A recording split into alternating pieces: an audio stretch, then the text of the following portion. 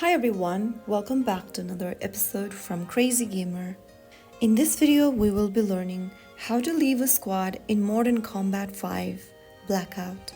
If you're switching squads, taking a break, or starting your own, leaving a squad in Modern Combat 5 is a quick process. Launch open the Modern Combat 5 app on your device and log into your account.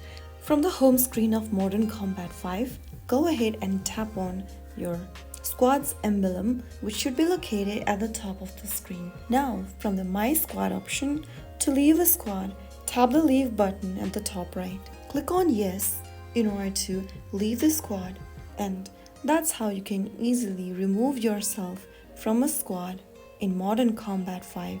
You are now free to join other squad or create your own.